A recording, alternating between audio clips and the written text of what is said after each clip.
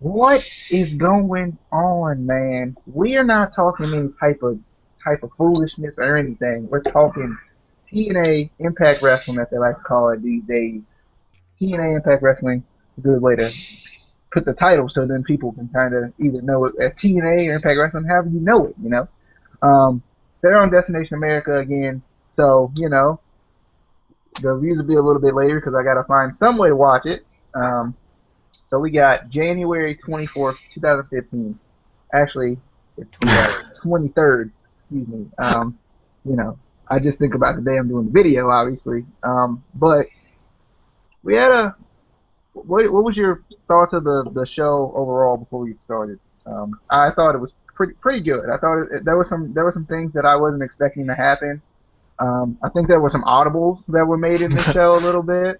Um, Ryan, what were your thoughts about this show? I think they did the Feast or Fire, the whole situation really well. I liked the Feast or Fire thing a lot, and the matches in the show were good. They were all, except for a few audibles that were called, I believe. They were pretty good matches in the show, and there was a lot of good stuff that went on tonight or last night. Yeah, All right, Casey, overall thoughts? there was a bunch of audibles. There was one or two that I kind of predicted. There was one that I definitely predicted. Um, but we'll get to that when we get into the show. But all in all, it was a good show. I'm still getting used to the fact that the announcers are not ringside, which throws me off. I don't like that. I like when announcers are right ringside. Um, they can use that in the storyline. They can't use that in the storyline now because they're in the back. Um, but I'll get used to it. Yeah.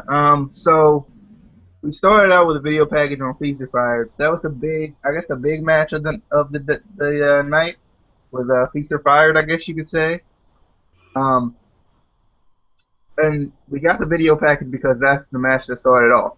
And yes, we started off a wrestling show, mainstream wrestling show with a freaking match.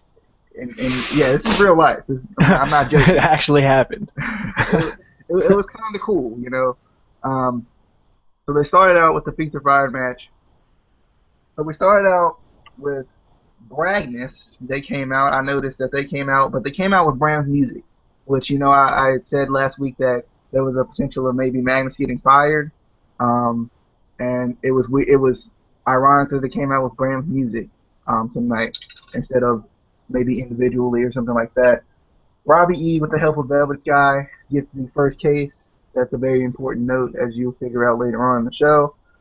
Spud, he couldn't reach the case at first, so he uses Shaw as a nice little stepping stool and steps on Shaw's back to get his a case of his own. Aries gets a case, and then Suicide dives everyone. He doesn't care. And Magnus leaves the Tower of Doom to get the last case. It was like a power bomb, back body drop, um, type of Tower of Doom type of thing that seems to happen in these matches with a whole lot of people in them. Um, it was very interesting, the Feast of Fire match, but I don't know if there was anything that I'd say was spectacular as far as like just spectacular spots or anything. The Tower of Doom thing was kind of cool, but I think we see it a lot, so you know it's cool at times. And the Austin Aries diving on everyone, that's always fun. So I like the match. I like this match because it's one of those kind of original TNA matches, I guess. Um, it's kind of unique. You don't really see it everywhere else. You just kind of see it in TNA, and I'd love to see TNA continue to be as unique as possible. So Ryan, thoughts on the Feast of Pride? Yeah, I like the main point of the match that I liked a lot was that you don't see a ton of these guys a lot, at least not anymore. I mean, we had Samuel Shaw in this match. We had we had Gunner back. Gunner was back. We of course had Crazy Steve and the Wolves and everyone else, but just some of those people don't get too much play anymore. And I like that. And you guys know how much I love Rockstar Spud, and when he came in and just put everyone out of the ring at the same time, I was flying high. I wrote down Spud taking out everyone with like 4 exclamation points. And then he got his case, and I was stressing. I was like, "What case did he get? What case did he get?" We had a lot of thoughts about what cases people were getting. But yeah, I got the Austin Aries suicide dive, the entire roster. That was pretty sweet. And yeah, Magnus's drop on Gunner and Bram to get the last case. It was a good match. I liked it. It was quicker than I expected. I'd never seen one before, and it was a lot quicker than I expected. Yeah, it was. There was thinking about it. I was like, like throughout the match, I was like, well, if he gets a case, and let's just say hypothetically he gets fired, I could see a lot of situations like Crazy Steve. When I seen a lot of the menagerie, so I was thinking if he got a case, they would fire him, repackage him, and bring him back. Um, I don't know if you had thought about that, but I know he had went for the case at one point when Velvet Sky was being a distraction. But Casey, what's your thoughts on the Future Fire match? Well, first of all, I was kind of surprised they did this as early as they did. I thought they would have done it more later in the show, because they could still do it and then immediately after reveal the cases, like they used to do. I think they used to just reveal them right in the ring, not in a boardroom or whatever the hell that was. But it was a good match. There was a couple of funny points where Crazy Steve was climbing up for the briefcase, and Velvet Sky tries to climb up on the apron and distract him with a kiss, and he's like, "Nah, nope, you can't do that." And then obviously Velvet Sky grabs the briefcase for Robbie, and I was at that point as I was watching, I was thinking, is WWE going to do a twist where if it's the title shot, she gets a title shot, or if it's the pink slip, does she get the pink slip? Because technically he didn't grab it. So that was immediately in my mind when I saw that. And then our boy Rockstar Spud, he grabbed the briefcase, and I knew it's a world heavyweight title. There's no question. It's the world heavyweight title. This is what it is. It's what you can't even question it. And the Aries gets obviously Aries was gonna get one. I don't think we even thought it was a chance that he wouldn't get one. He's one of those guys that I feel like he's gonna get a title shot no matter what, because they love him, and all the fans love him. But then when Magnus got the final briefcase, I was 90% sure that was going to be the tag team titles, because they were going to do something with him and Bram eventually. So I was pretty sure that was the tag team titles, but we'll get to that later. But all in all, it was a good match. Not as like you said, it was kind of short. I would have liked it to have been a little bit longer, give them a little bit more time to do spots and stuff. Because I felt like there was a bunch of guys in there that didn't really get a chance to do any spots. They were just kind of, you have to rewatch to notice that they were there. But it was a good match.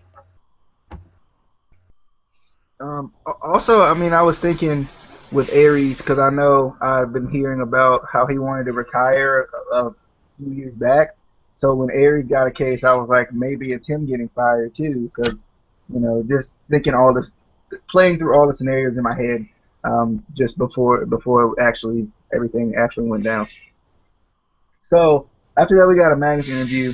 I didn't get a chance. I was taking notes on my phone, and then I switched back to my computer.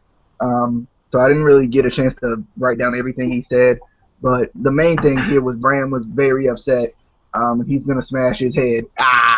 So Bram was ready. He was upset because obviously Bram wanted to take all the cases. He didn't get one, so he didn't. He was upset. Forgot about that. I'm fired.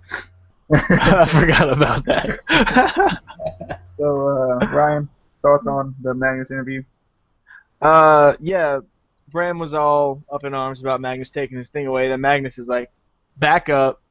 It was every man for himself. Relax. Like, just get over it. You'll be fine. And he handled it just like he would as Magnus, kind of stuck up, kind of holier than thou, like always. But yeah, he handled it, and then they got into a little spat, and then it was over. But every man for himself, Magnus says. And that's right. Maybe if the Wolves had taken that idea, one of them got in a case. All right, Casey, thoughts on the interview? It was you knew something like that was gonna happen anyway. I mean, with all the interviews that they had, it was kind of whatever. But Spuds. what? Except for Spuds. Well, Spuds, he's gonna punch. He was hoping he was gonna get fired. He was hoping because he wanted to punch EC3 in the face. He did it once. I don't know why he has to do it again. Because it's fun. I bet. You You big tell me you wouldn't want to douchebag. punch him in the face. Come on now. I'm sorry you're a big-nosed douchebag. No, but they were good. I liked them. I like that they add that little backstage part to it to get all their thoughts on, getting a briefcase. They don't do that with Money in the Bank, which this is kind of TNA's version of Money in the Bank, upgraded because all the titles are there. So that's kind of cool. Anyway, freaking Ryan's over here trying to get in my head. It's okay. We got Lashley, and he's coming out to get his title. Because it's his title. He's the champ, so he's gonna come get it from the BDC. So as Lashley's coming out, we get a video package on what the BDC did to Bobby Lashley last week. Lashley, he says, "Bring my title now." And it wasn't as intense as I thought it would be when he said that. Because, Lashley just looks like he could beat the crap out of you. So, you would think when he talks, like, it would be as intense. Like, you put Roode's voice to Lashley, and that's what you kind of would expect. But, like, it was just weird. Like, it wasn't as intense as I expected.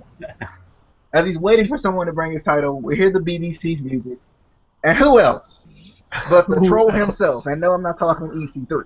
I'm talking Kenny King. Kenny King comes out there, and he says, "Lashley, Lashley, Lashley, you are one ungrateful, unappreciative, ugly some gun." He says, "You didn't beat Bobby Roode by yourself. You got help from your family." He said, "Everybody in the BDC could be world champion." And he said, even though these people in the crowd don't want to admit it, obviously I, Kenny King, can be, champion. He said, if you want to fight so bad, bring out a ref and let's go. Lashley said, "Let's fight." And he gives the mic over to, the mic person. And obviously Kenny King, being the heel that he is, says, "Well, I don't want to fight out here in front of these people. If the BDC will please join me out here, I'd appreciate it." Obviously, he didn't want to fight alone, is what he was basically saying. So, any thoughts on the pre-match type of promo here, Ryan? Yeah, Kenny King is an awesome heel. And I know we've said this before, but I just love it when he comes out and starts talking. You don't even need to wrestle. I mean, he can just keep talking. And I also put down that he's going to get stomped out by Lashley.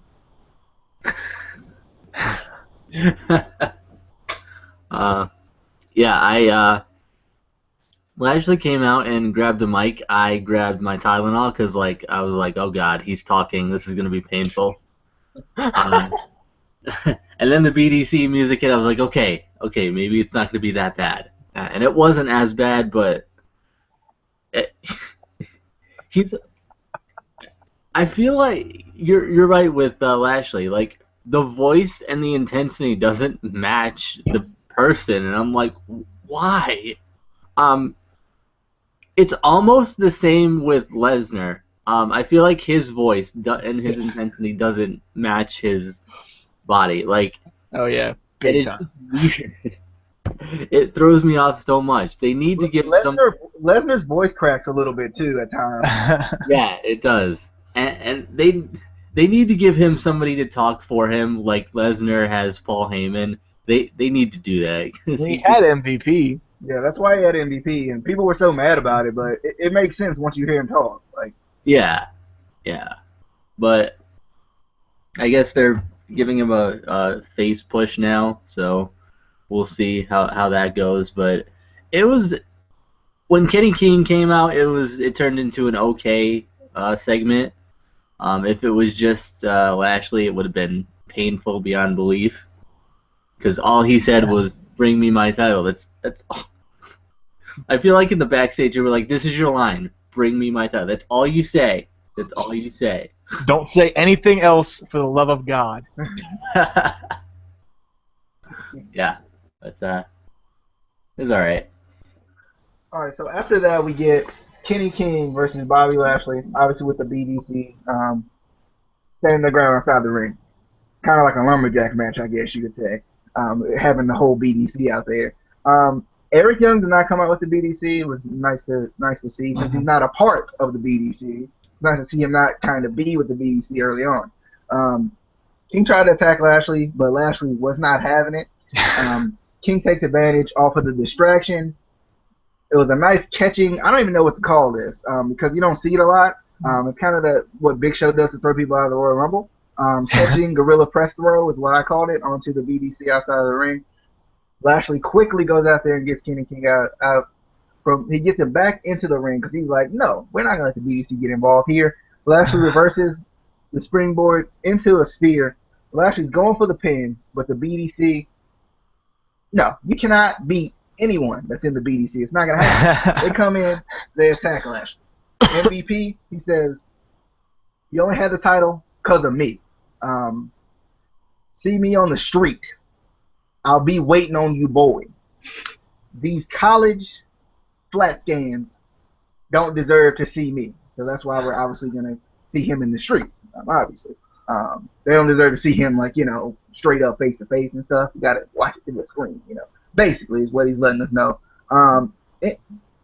MVP, I feel like they're setting up MVP Lashley, but I feel like they're also setting up later on a breakup with the BDC because MVP continues to take credit for himself.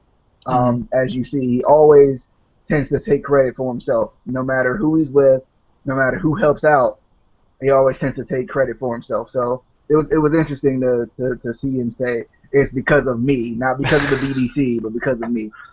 Ryan, what's your thoughts on this match? Like I predicted, Kenny King was getting stomped out until the BDC comes in. Yet again, it's the only thing they can do, and stomps all over Lashley. Like, I swear, if I have to watch the BDC stomp on Lashley's head another time, I'm done with it. It's getting tired. They need to find something else to do. I just want one of them to pull a gun. Not shoot. just pull one. Just do something original. Y'all are a gang. Be gangly. And just stop hitting people in the face with a belt. And give them that weird Band-Aid up here that he wore the entire time. But yeah, that's what I got to say. I like how that Band-Aid didn't come off. Like in any other match, Band-Aids come off and he's bleeding profusely. But that they glued that on there good. It was hardcore. But, I liked this match. I thought they both did really well in this match. Kenny King kind of kept it going, as the face getting beat down. This storyline shows why I like the Lashley more than Lesnar, because TNA kind of shows more of a vulnerable side for Lashley, getting beat down by the BDC. I feel like WWE would never do that with Lesnar. Like, you'll never see a faction come in and beat down Lesnar. Except those 2 times that Rollins curb stomped him, and I was Yeah, but it still didn't even really show a vulnerable. It was just it happened to happen. It was like he took that chance. But I still don't like that TNA tells us what's going to happen next week, like the street brawl that we're going to have. And then on this week's episode, they try to pretend like we don't know about it and it's just happening. Yeah. I'm like, you told us last week. Why are you trying to set this up like it's happening? Why? But it was, I guess it kind of built it up more, even though they're trying to act like we're dumb and we don't remember. But we remember. You told us before the show, too. We remember. But yeah, I like Kenny King as a heel. He works really good as a heel. Doesn't necessarily need matches, like Ryan said. He can just talk, But but it is nice to see him in the ring for once. Yeah. Yeah. Because he's one of the more talented guys on the roster, and I think when some of the veteran guys move on, I'd like to see him do some things. Mm-hmm. So after the King versus Lashley, I guess it was a disqualification victory by Lashley here. We got a video package on the Awesome One, and no, it's not Ryan, it's not Casey, it's not me. Awesome Kong, obviously. And this is basically like. Oh, it's me. It's me. This is basically a if you don't know her now you do, because this showed all kinds of highlights of Awesome Kong. Showed some old school highlights and some DJZ chokeslam highlights. Yeah. So it was a good video package. It kind of showed the fans who don't know Awesome Kong, who haven't really seen Awesome Kong, because she's only really been in TNA as far as mainstream goes. She was in WWE for a little bit, but I don't think she even got a match. So if you haven't seen her, it kind of showed you, who she is. So I liked it. Ryan, any thoughts? No. No thoughts? All right. Awesome Kong's awesome. Awesome Kong's awesome. Goes with the name. Yeah. Casey, any thoughts on the I think. Awesome? Yeah. I think this video package really helped if you didn't know her because she has been out of kind of mainstream wrestling for a while. Back when she was in last time she was in like WWE, and that was back with Lay Cool. They had a storyline with her when she got pregnant. I guess she got pregnant and that's why she had to step away from wrestling. So we haven't seen her in a while. That was a while ago. So it kind of refreshes your memory if you knew her from before. If you don't know her, it kind of gives you an idea who she is. And the way they edited it together, it was a really cool video package. I liked it. All right, so after that obviously, we're going to get a knockouts match. I like the continuity where, like, we don't get something random and then it doesn't make any sense. Get a knockouts match with Havoc versus Gail Kim. We've seen this a lot, but anytime Gail Kim's in the ring, it's a must-see. It's a must-see. Indeed. Havoc goes after Kim early, but gets caught with a front kick. So basically, they took it outside of the ring here early on. Spinning crossbody off the apron by Gail Kim. And then she goes back. As they get back in the ring, she has to crossbody for a near fall. Havoc takes control with a nice gut buster. Looks like it hurt a little bit. Havoc with the slowest crossbody in history. Like, her trying to run was just rough on my eyes because I didn't think she was going to ever get to the corner. No offense to Havoc, but it was just she just looked really slow, and it was just weird. Havoc uses the cape or the drapery, as Taz says, to choke Gail Kim. Front kick into a vertical power slam for a near fall by Havoc. Nice knee to the face of Gail Kim that had Gail Kim selling bad injury to her beautiful face. Havoc going for the ring bell, but it's not gonna happen. It's not gonna happen because Stifler, he gonna punk her down. Stifler gonna play the Charlotte card here, and Stifler is not gonna let this happen because he's the referee. He's got to maintain control. Havoc with the electric chair face drop onto the ring bell. Ouch. This was after Havoc pushes down Stifler, and Stifler obviously ruled us a no contest. The lights go out, and obviously, we know who it is. It's the Awesome Kong. The Awesome Kong. The only one. The one and only. She comes out. Havoc gets the first shot here, but she gets clotheslined out of the ring by Awesome Kong, and Awesome Kong and Havoc have their face off there. So it's gonna be an interesting match when they get to the match. So Ryan, thoughts on this match? Firstly, I think the cameramen for Divas and Knockouts matches are the same cameramen from porn because they get all the right shots. Yeah, that knee that Havoc dropped was pretty awesome. It didn't even look like it was an accident. Like she just hit her, took her out. The lights go out before something happens, and Kong shows up, and then Kong lays down the law. Kong is awesome. Awesome Kong. He is. Casey, thoughts on the Havoc versus Gail Kim? Well, first of all, before I get into that, Ryan, how much porn do you watch?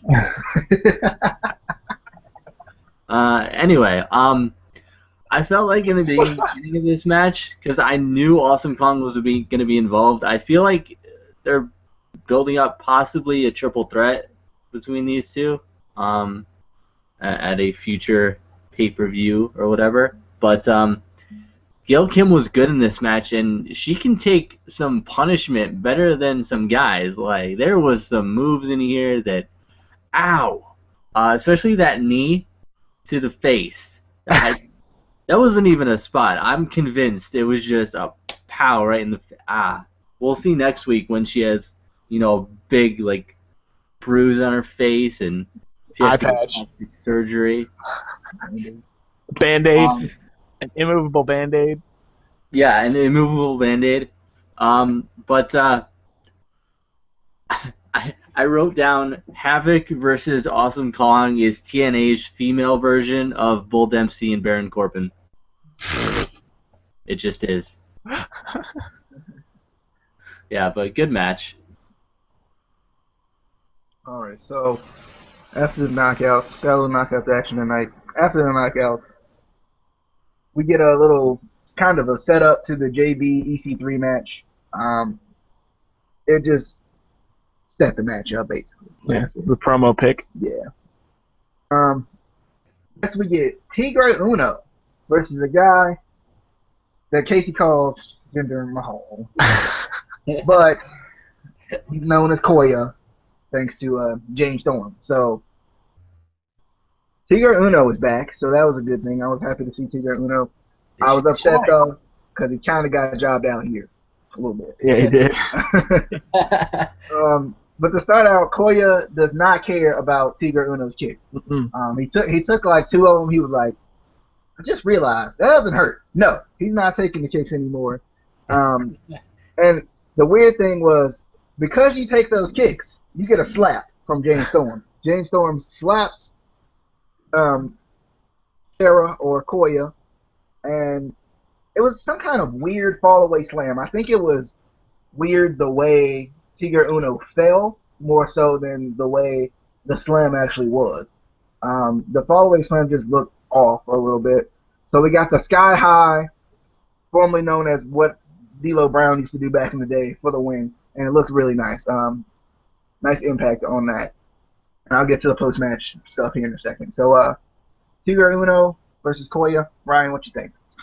I was super hyped that Tigre Uno was back because I hadn't seen him in a while, and then I was upset because he totally just got pooped on in this match by Koya.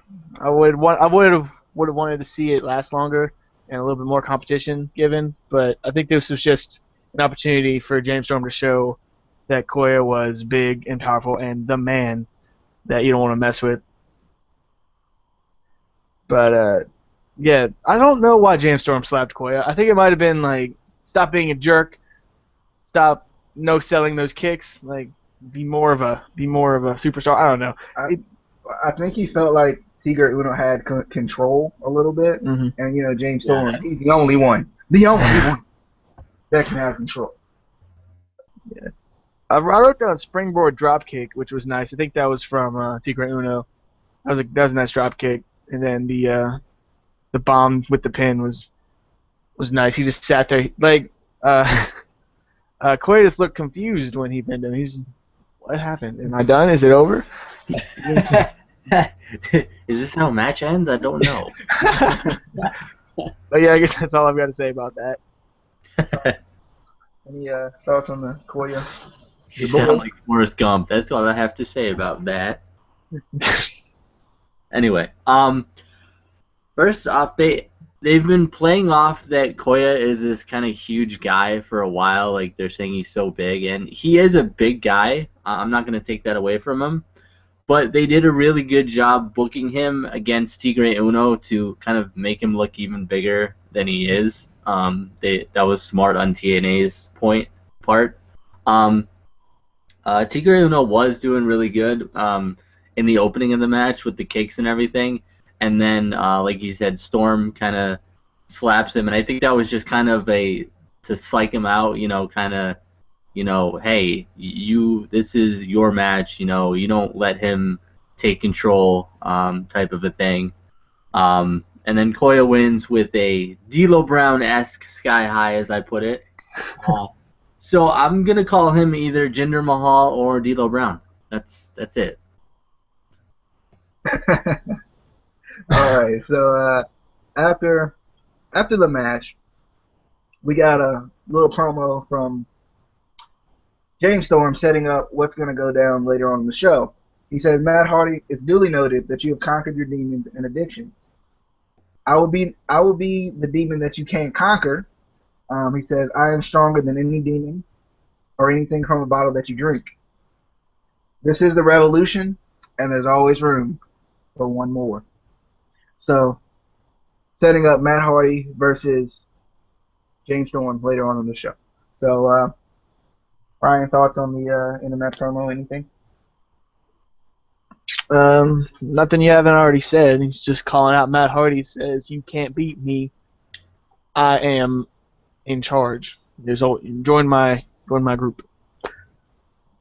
All right, Casey.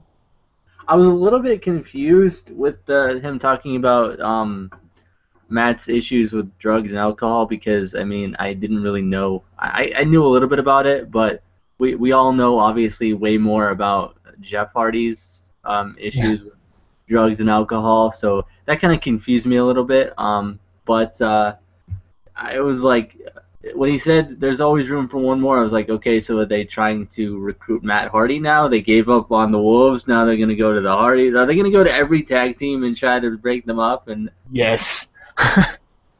and if there's always room for one more, are they going to turn into like the NWO again, where like everyone's in the NWO? There was a point in WCW where it was like 40 people in the NWO, and this is going to be the Revolution. The plan is obviously to break up every tag team on the roster so that they have no competition for the title. Well, yeah, but it's not going to work. That's it. You don't break up the Wolves. They got no solo career. They already got the tattoos. They can't do anything else. All right, so we got Angle Roode discussion in the back locker room area. Roode says, he doesn't care about this tag team match. He just wants EY 1-on-1. Angle says, well, when I stepped down as executive director, I came for the World Heavyweight Championship. Roode goes back and he says, I got screwed, and my best friend took it from me. Angle says, I can do more good in matches than I can in the I can do more good in the trenches than I can, obviously in the suit. And then Angle says, we can do it together and win, or be alone and lose. So, obviously talking about the BDC and their dominance a little bit there. So, any thoughts on the Roode discussion, the Roode Angle discussion, Ryan? No, Angle is he's trying to get Roode out of his revenge funk that he's in. He's trying to get him back on proper terms with his brain and everything, trying to get him to actually think instead of just being a mindless revenge zombie trying to kill EY. All right. Casey, thoughts? Not really. Just kind of the average promo in the back. I like that Kurt Angle's back in the trenches, as he puts it, but still not sure with his knee issues how long it's really going to last, or how long he really should be back in the ring. Just because he is getting older, and with all his injuries in the past, his neck issues, everything like that, Yeah. I'd say that too. So next we get Matthews. Josh Matthews is outside of the booth, and he is explaining what's going on with the tag team match, but also he's explaining what went down previously in the night. Nothing really, just something new. I think TNA's trying out with the whole booth thing. Just letting him explain and kind of be the guy to explain what's going down, what went down, and what's coming up.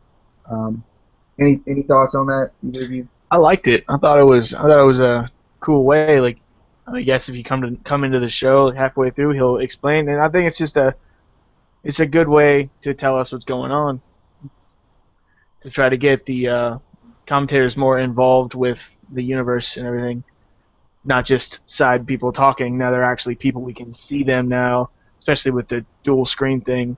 We can see them and we can see what they're doing, and that they're not just there. Yeah, and also it puts editing it puts an advantage on editing because now we know it's if we know it's taped, we know it's edited, then I think they can use this to their advantage too, to be even more different than they're already trying to be.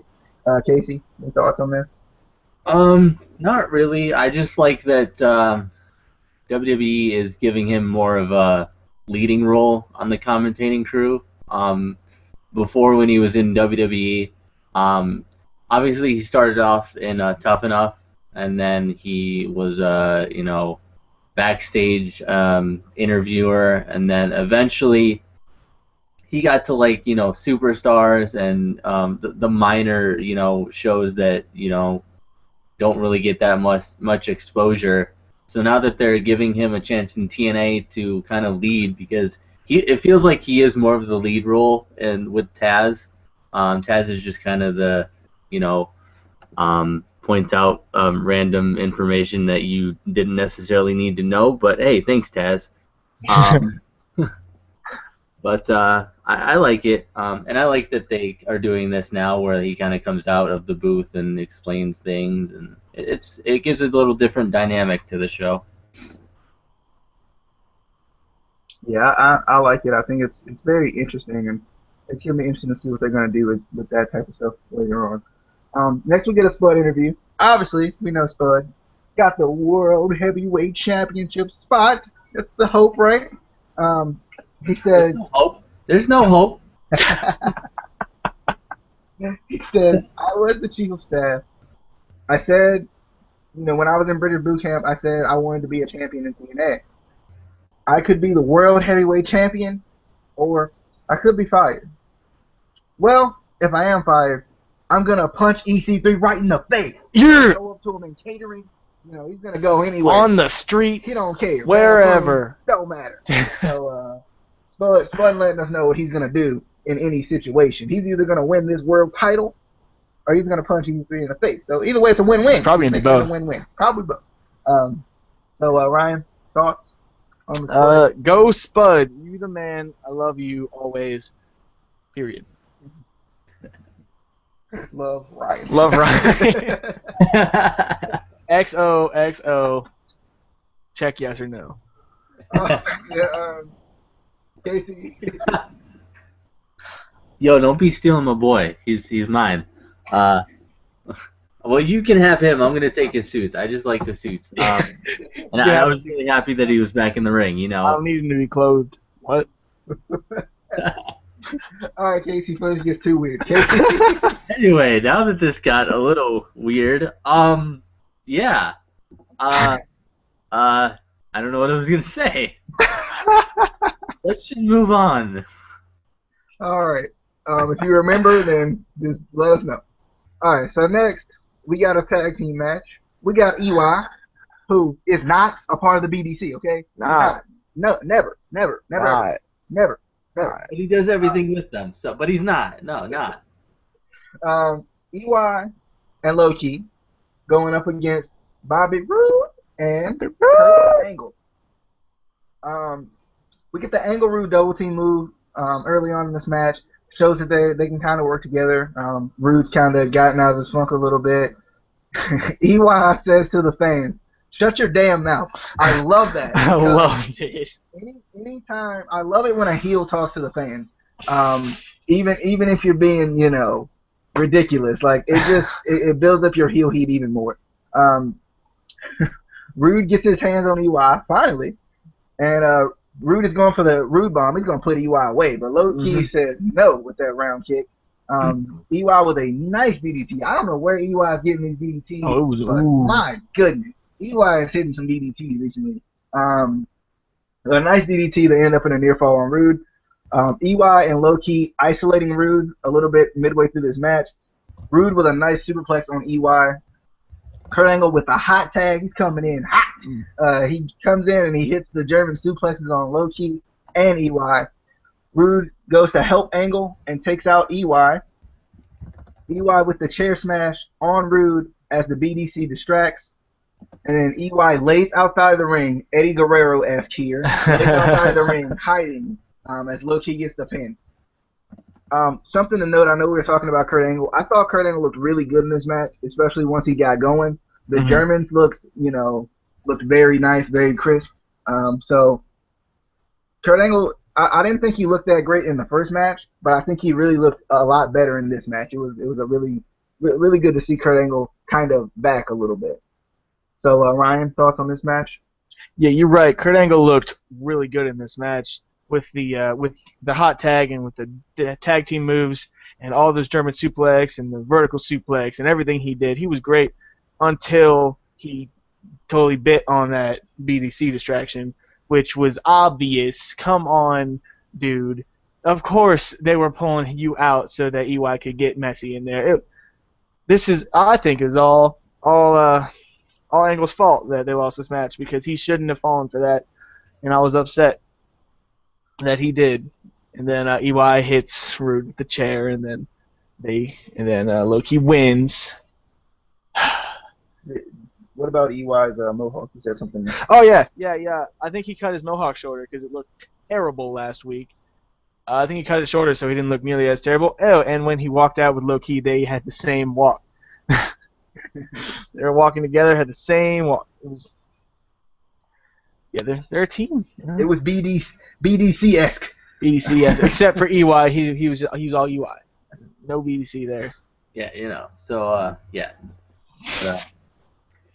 EY and ketchup and mustard bottle. EY and mustard bottle. I can't take him seriously in all yellow. It's just no. Stop it. No. I agree. Kurt Angle did look better in this match. It might just be kind of ring rust because he hadn't really been in any matches in a while. He had his knee issues, and he just hasn't been in regularly as much as you should be to kind of keep the ring rust off. But it's a good match. Obviously BDC is going to do something. They can't just let a match go. There's going to be cheating. There's going to be shenanigans. And there was shenanigans. And it was all Kurt Angle's fault. Yep. So much for doing good in the trenches.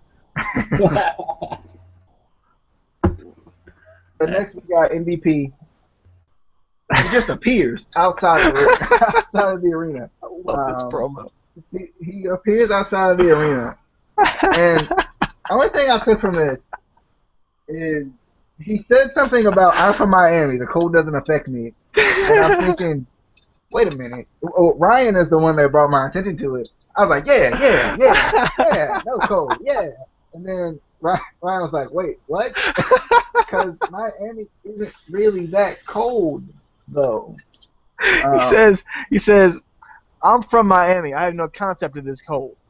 And I was like, it's cold in Miami?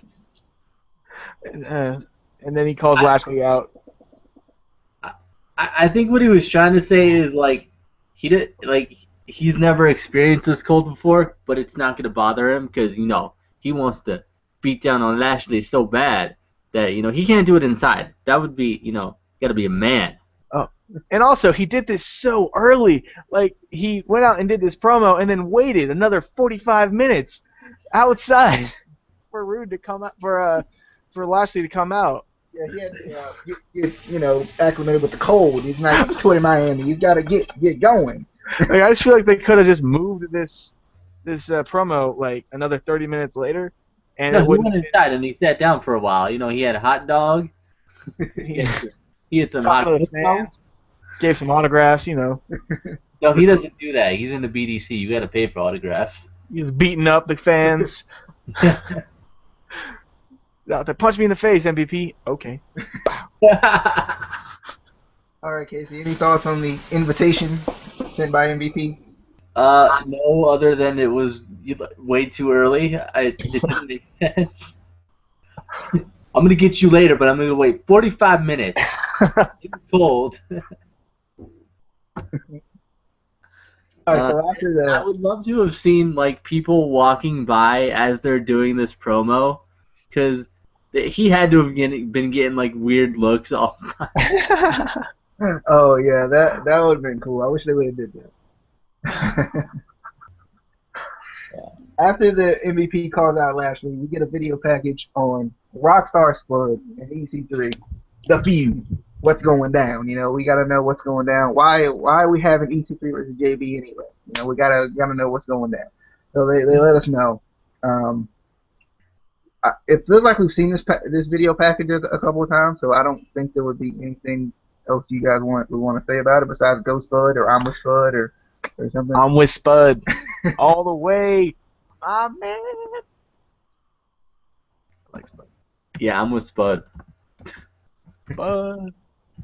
All right, so EC3 comes out and he has it wasn't even a cast. It was like It's like a brace. yeah, it was like a brace on his arm. So something's going down with EC3's arm. EC3 says, "Seeing as my match tonight is against an announcer, I will have to announce this match." He says, "Standing in the ring in the hot pink trunks, 'cause he's a hot dude, Ethan Carter III." And he says, his opponent from Receding Heights, Baltimore, Jeremy, just bald Borash. and then he goes, as Jeremy Borash comes out in his Destination America jacket and that wrestling t-shirt, way to promote, good work JB. He says, "I also want to commentate this match as well." And then he starts commentating, basically just being the troll that he is. JB says, "These people like to say you can't wrestle. Well, you can't announce worth a damn either." So JB does not care about EC3 right now. JB it looked like a shot with a mic. That's what it seemed like to me. It wasn't just a punch. It looked like a shot with a mic. EC3 with a takedown that JB just died when he got taken down. He was just done. And then EC3, as he takes control, he spits on Rockstar Spud, and it's a good thing that they do this, but I don't think I could do this. When someone spits on you, you're forced to let the spit stay there. I don't think I could do it. But shout out to Rockstar Spud for being a champ. Yeah, he's about to be the X Division champ. Mark Andrews. Hey, the world heavyweight champ. Get it right. So then after that, as EC3 takes control, because Tyrus has got to get involved as well. Mark Andrews from the crowd. They had mentioned him before the match started. Mark Andrews, the winner of British Boot Camp 2, he came out and with a nice springboard drop kick to Tyrus. Spud, after they get Tyrus and EC3 out of the ring, Spud with a nice top rope senton, and then Andrews hits a beautiful shooting star press.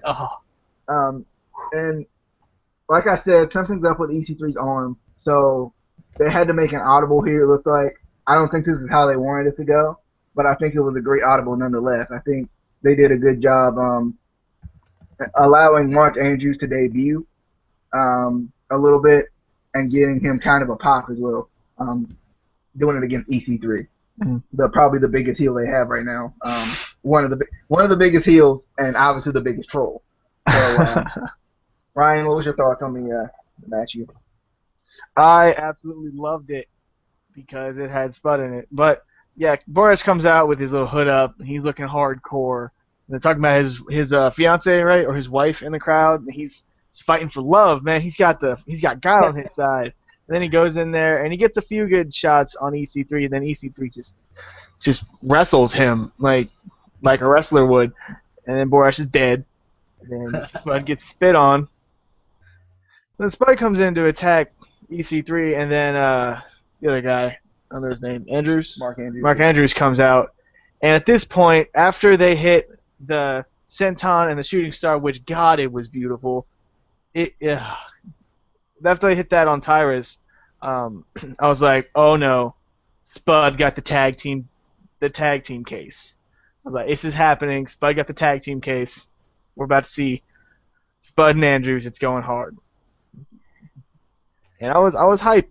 And then EC3 runs away with his tail between his legs while we have Borash, Andrews, and Spud in there just like, woo!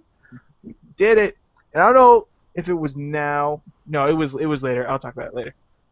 All right, Casey. Thoughts on the EC3 match, and do you think this was an audible? Because I don't remember the wrapping being on his arm last week. So I think. What do you think about this? I don't know. It could have been. I don't know. But first of all, JB, coming out looking like a badass. Yeah. Which means he's gonna get his ass kicked. That's what it means. As we knew, this was just basically just kind of trying to be a heel heat match, get them more heel heat. It's all it really was, and possibly, to help start debuting Mark Andrews. Hopefully they do more with him in this storyline since they did something with him last night. If they don't, it kind of feels like a waste. But it was pretty good. I wasn't expecting too much from this match, and I feel like I got a little more than I expected, but it's still kind of average. What'd you think of first off? What'd you think of EC3's announcing? He's a hot dude. He is a hot dude. He is a hot dude. I'll give him that. And those tights. You gotta be a man to wear pink tights. Dude, I love EC3 the more and more I see him. I've always been a big EC3 fan, but anytime he talks, it's must see. Like he's just a big troll, man. I hope we see more matches from him though, because I think they are pushing him to give him that world title shot soon, sometime this year. He's gonna lose to Spud. Not gonna lose to Spud, but I think they're pushing him to give him that world title shot sometime this year. So I think it'll be interesting to see what they're gonna do with him, especially if he gets more matches sometime soon. Because now he's the hardcore American announcer icon. So next we got James Storm versus Matt Hardy. So shout out to James Storm for being a real heel, coming out alone. He's got his crew, but he says, "Crew, I don't need you, bro. Crew." He talks to the crew. He says he doesn't need the crew, or he probably wouldn't say "bruh" or anything like that. He probably wouldn't say it like that. He'd probably say "crew." I don't need. He'll let you know he doesn't need him. He doesn't need the crew. So Hardy takes control, looking for the twist of fate, but Storm escapes it. He goes outside of the ring and gets caught with a nice sliding drop kick by Matt Hardy. Matt Hardy just feeds some stairs to James Storm. He feeds the stairs. He's bouncing his head right off the stairs multiple times. Backstabber by James Storm. James Storm is a big-time knee guy because he does the backstabber and then he does the code breaker. I don't know what the code breaker is officially called, so I just call it the code breaker. Call it a face buster. Face buster. There we go. Knee to the face of the buster. So we got the Storm. We got Storm working the leg just a little bit. I thought he was gonna continue working the leg, but he didn't. He only did one move. That's why I put a bit.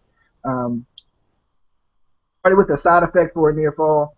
We got the face buster or the code breaker, just in case you didn't know what I'm talking about. Code breaker into an attempted Eye of the Storm, but Matt Hardy does a small package for the win, and I cried just a little bit.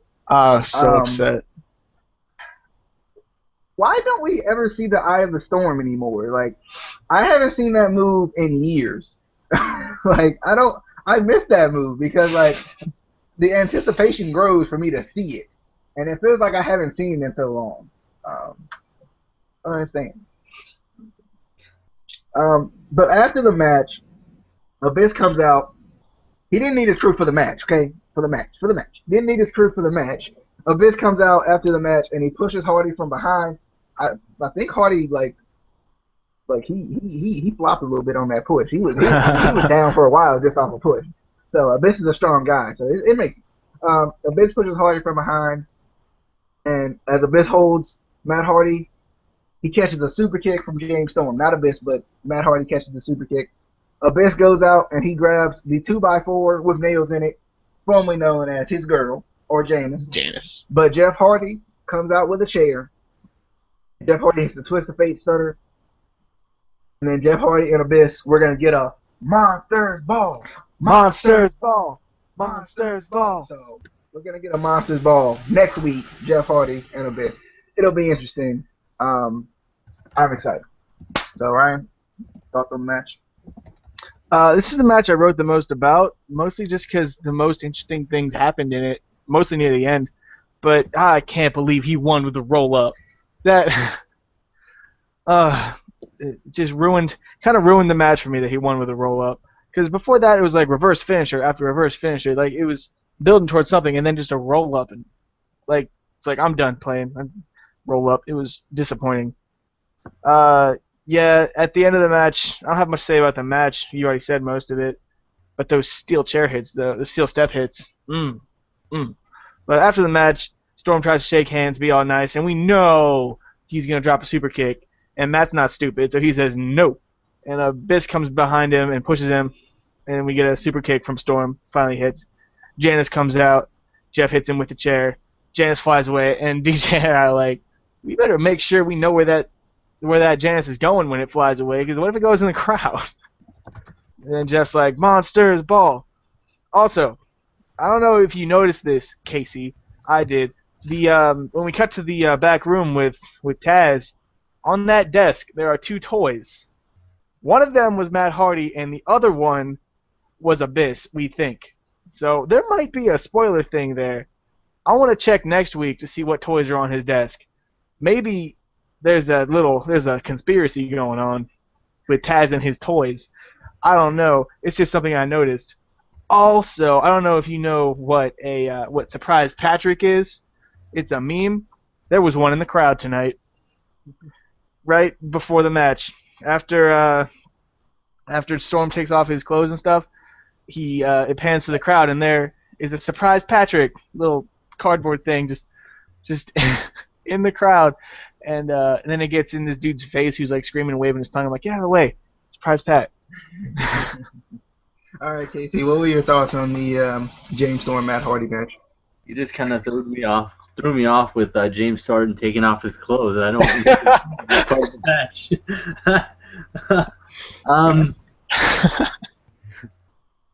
I'm not going to say too much about the match because you pretty much went over everything, but it felt like it took a while for Jeff Hardy to get that Monsters Ball chant going. Oh, yeah, it did. And then I thought it was funny when Josh asked Taz, for anyone who doesn't know, what's a Monsters Ball? I was like, who doesn't know what? Like, I have this friend, right, and he doesn't know what a Monsters Ball is, so you can tell him. I'll just be here to help you if you don't remember. That's pretty much how it is. Yeah, but that's about it. All right, so next week after Feast or Fire coming soon, they show him in the kind of like the boardroom type of thing, where maybe you'd see like a meeting, or maybe like a big, reveal, as we're about to see. So we got Feast or Fire, it's coming soon. The Feast or Fire reveal is coming soon. Robbie E obviously is pumped. He's obviously got a title shot. Nobody else has a title shot, just Robbie E. And he's got the selfie stick, which I freaking love. He just says, what is that in his handle? It's a selfie stick. Alright, so, and then we got MVP saying, letting the BDC know, or at least Samoa Joe, letting him know that he's got this, and this is personal, so it's between him and Lashley. So, what you guys think about the Feast or Fire coming up soon? Anything about the selfie stick or anything, and the MVP Jabaz. So, alright. God, Robbie and his stupid selfie stick. Those things.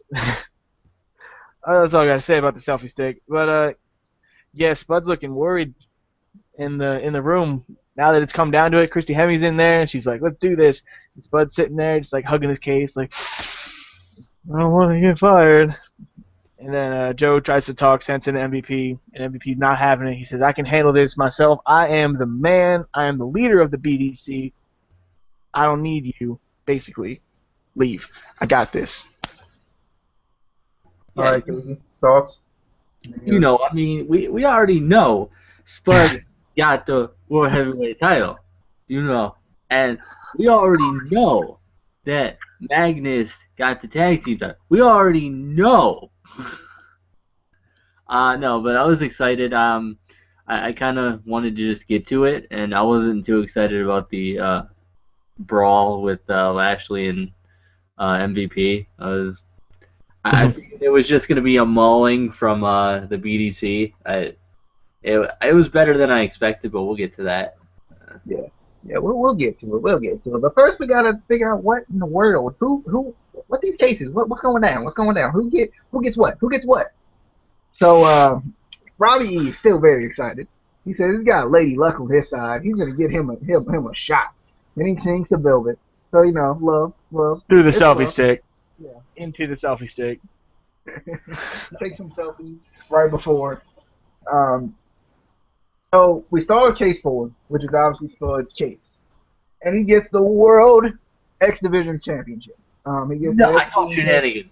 Shenanigans. He gets the X Division Championship. So that's gonna be good though, because finally we'll get Spud a chance at a belt for once in his career. And then EC3 is going to try to take it, and then Spud's going to be like, nope, pin. No, he can cash it in now. He can get the X Division and then cash it in for the World Heavyweight. It's gonna happen. Calling it. All right, so then we got case 3, which was Magnus. As soon as they went 4, 3, 2, 1, I knew that Magnus wasn't getting fired because they wouldn't have revealed it that early that he got fired. They like to say that one for last or next to last. So Magnus gets the tag team title shot, so now he can go make up with Bram. I mean, Bram shouldn't be too mad. They get to come out to his music. We are the champions, so they get to come out to his music. So next we got case 2 and case 1. So case 2 says fire. It said fired. So Robbie E is like, you know what? I'm not taking this case. This is before they even opened it. He says, I'm not taking this case. You know what? Velvet, you grab the case. So you're the one who has to take the contents of this case. So she opens up the case. She's like, oh my God.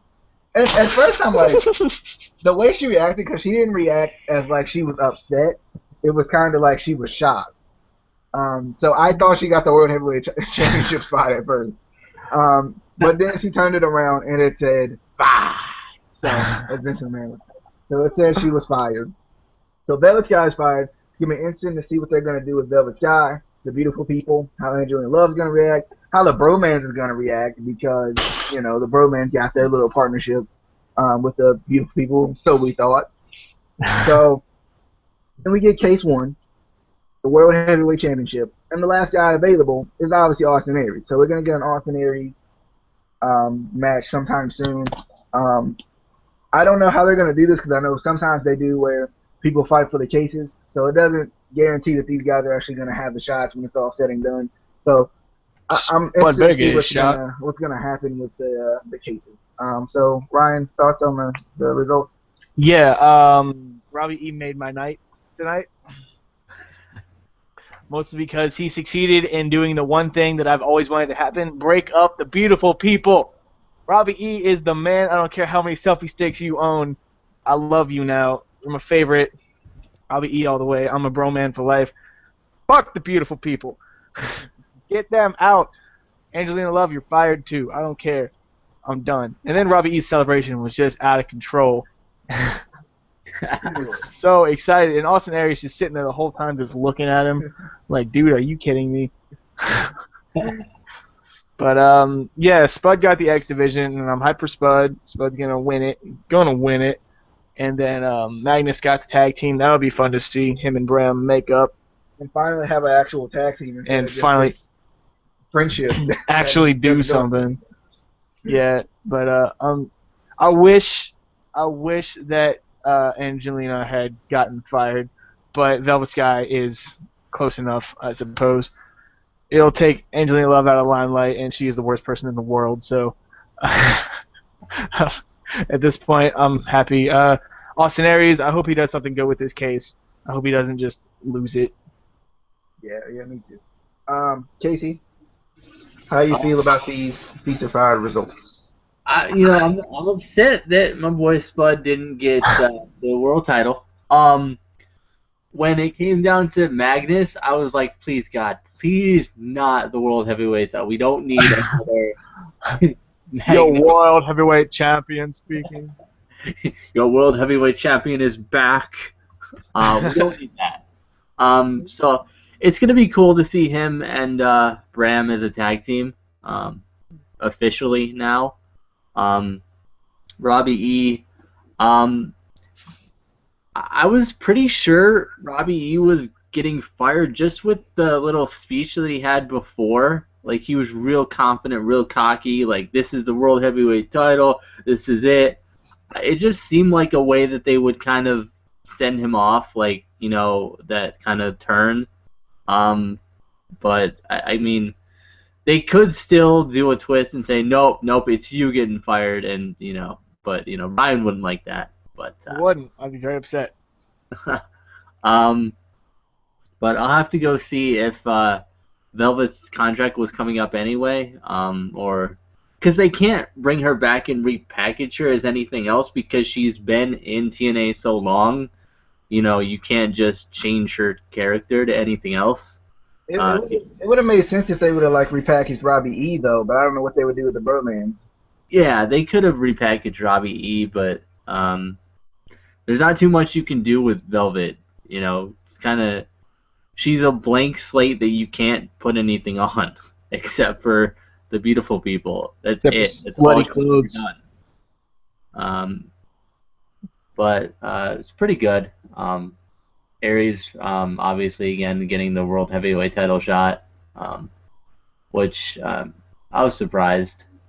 Well, I kind of want to see a real Aries run. I don't think he got a great run his first run as world champion, so maybe we'll actually see a real Austin Aries run, and maybe a Roode Aries feud again. That would be nice. Um, they got some very talented guys at the top spot right now, so I want to see something between a lot of those guys. So next we got what we've been waiting on, the entire night. The Lashley versus MVP street fight. Literally, it was out in the street. I kind of wish they would have took it a little more extreme and kind of went even more into the street, into like some places like maybe down a back alley or something, just to kind of make it seem a little cooler. Because you don't have to stay in the building for the BDC to come out there and still be there. You know what I mean? Like they can still do their thing, but you can go other places besides that, right outside the building and then back inside the building. So MVP starts with a trash can shot to Lashley. Lashley comes back and starts to beat down MVP as they get back into the building. But then the BDC, low-key, just does a kind of like a running back dive into the end zone on top of Bobby Lashley to break him up off of MVP, and then the BDC comes in and beats down Lashley. This actually spilled right back outside as the BDC took Lashley back outside. Angle and Roode come out to help Lashley with some tools. They had some tools with them, and then for some reason we weren't seeing the World Heavyweight Championship. And Roode looks over, and underneath a little small pile of trash, we see the World Heavyweight Championship, and Roode grabs the title that's on the ground, and we get a Roode Lashley face-off. So are they building Roode Lashley again, or obviously I think they're going to give Roode the belt at some point, but because I don't think he got a real run either. So I don't know what they're building here, but they are building a little bit of a Roode Lashley again. So I don't know what they're going to do here with this. It's going to be interesting to see. It's kind of open ended. Ryan, thoughts on the street fight? Yeah, you knew as soon as it happened, as soon as it started, that BDC was going to come out. It's never just MVP. It's never just him. And they fight in the street and they fight inside. And then the BDC brings them all back outside. And then Angle and Roode come in with their metal poles or whatever it was they had, and then scare the BDC away because they're a bunch of punks. But I was really disappointed in how they ended the show tonight or last night. Did it feel like it was supposed to end right there? It felt weird. No, it felt like something else should have happened. I don't understand. I don't know what it is, but I just don't understand Bobby Roode and his character. He seems to always be floating within the realm of face and heel. Like he's never quite, like he's so obsessed with this title that he'll be a face or a heel, and I guess that's his character. But I really just wanted him to do a full face turn, stare at Lashley for a little bit with the belt, and be like, you know how important this is to me, but I'm going to give it to you because we're buddies now. But no, it just ended on the cheap cliffhanger. I thought that it didn't need to end with a cliffhanger. I thought that they could have done the same exact thing they're probably going to do next week with it, but instead let Roode give the belt to Lashley. Because you know Roode's not keeping the belt. Like, you know Lashley's going to have it next week. What was weird to me about this, though, is I thought that the preview type of thing we got last week was actually better than the real thing. Because it felt like it was more, there was more involved in it than it really looked like it was tonight. Casey, what are your thoughts on this literal street fight? First of all, I call shenanigans on you saying that Bobby Roode never got a real title reign. He was the longest reigning. Okay, I'm talking about recently, like not like the first reign he got. I'm talking about the recent reign. It doesn't matter. He got it. That's it.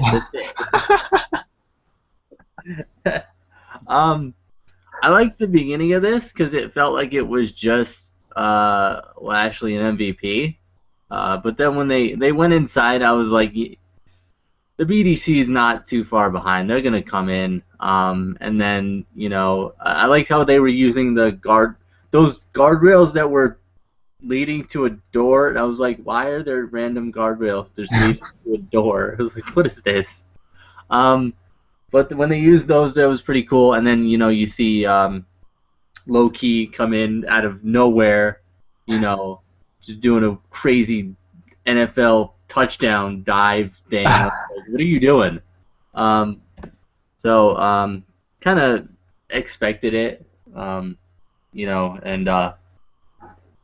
got EY out there, who's not in the BDC. Remember, he's not in the BDC, but he's outside with no pants on in 11-degree weather, with no pants on. Just throwing that out there. He's from Canada, so the cold does not affect him.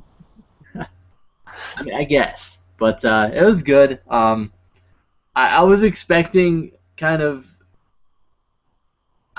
I almost expected Roode to hit Lashley with the title, just because he was looking at it like something was gonna happen. I didn't expect him to. Just give it to him. Lashley with the title, and he's actually a part of the BDC. Yeah, I could see TNA doing that. I could see that. That would make me so angry. Oh, ruin the show for me. I'd be so upset. All right, so that was TNA. We got Feast or Fired. We got a street fight. We got Spud, which is always fun. We got Angle looking more like Angle. Awesome Kong. We got it all tonight. I thought this was a good show. That the ending was weird because it didn't feel like it was an actual. It felt like it shouldn't have ended right there. It felt like there was more that we needed to see. But I'm excited for TNA. I'm hoping they continue to put on good shows. I'm excited for the pay-per-view. I think the first one's going to be Lockdown because they already taped it, I think. Which I was hoping for like a Revolution BDC Leak to Lockdown, but I don't think we're going to get that since they've already taped it. They can't build up to that already. I don't know what they're going to do as far as Lockdown goes. I saw some pictures that I didn't even want to see from Lockdown, but I saw them. So it's going to be interesting to see what's going to go down. Leave your comments about any type of TNA stuff you want to talk about. Don't spoil the show. That's all I ask. But Ryan, final thoughts on TNA? It was good. It was a good show. I liked it. I like Spud. Spud had a good a good amount of face time in this show. That made me happy. Good matches. All around, pretty good show. All right, Casey. Thoughts? Good show. I felt like it was set up a little weird. Like I thought certain things shouldn't be the places that they were. Like I don't think the Feast or Fired match should have been that early. I don't like the ending of the show because it felt like there was supposed to be more. But it was a good show. It got me excited for next week to see what's gonna happen with different things, like with Velvet and with the title and everything. All right. Casey, go ahead and shout yourself out. If you like. Well, first of all, before I do that, there was a couple other things I forgot that I was gonna say about the show. The thing is, if they're setting up, like you said earlier, if they're setting up a BDC breakup, it kind of makes no sense because it was like too short. Like, it feels like they just started the BDC, and if they're gonna do a breakup with MVP trying to be all taking control, it doesn't make sense. And I'm not sure if I like EY's heel turn. And I'm also not sure how long it's going to last because he's such a face naturally. It almost doesn't. It's weird. And I think Ryan forgot, but we were supposed to do some tag teams this week. I totally forgot, but it's okay. I had one. I don't remember what it was, but I had one. Well, because I got two, and you guys aren't even ready for this show. What's wrong with you? God. The other. I don't know. Should I wait until you guys figure out your tag teams? Yeah, let's wait. I don't want to run the video too long. All right. Well, follow me on the Twitter. It's there. It's there. We can never find it. I don't know why. But yeah, follow me on Twitter and send us your tag team ideas. Yeah. Yeah. All right, Ryan. Shout yourself out. Oh, I'm on Twitter and pretty much every other social media, everything as Bawadaboo. It sounds like it spelled like it sounds. Bawadaboo. Bawadaboo. Did I spell that right? What? Oh yeah, there it is. That's me. There you go. There you go. So, But you're not DJ. go follow him now. I'm not DJ. I really. He wishes. He wishes. Ha ha ha. All right. So Jobber. we got Royal Rumble review coming soon. I'm excited. Oh yeah. Royal Rumble's like the only battle royal I can get excited for. So Royal Rumble review's coming tomorrow, Sunday, depending on whenever you're watching the video, Sunday on the 25th. So right after Royal Rumble, hopefully, hoping I'm gonna have some more guests. Obviously, I think Justin's gonna come by. Obviously, Casey's gonna be here. I don't know about Ryan. Just depends on whatever he wants to do. Maybe some other guests that I've been trying to get on for a while. Maybe not. I don't know. Who knows? But follow me on Twitter. It is right there. Haha. It's right there. So feel free to follow me on there, and we'll talk about whatever you want to talk about. Leave your comments if you have any comments about TNA. If you want to talk about Royal Rumble, who you think's gonna win, I got a prediction video, so you can leave that there. You can leave it here, and I'll read it anyway. But I hope you guys enjoyed. See you guys later. Maybe tomorrow. See you guys later. Peace.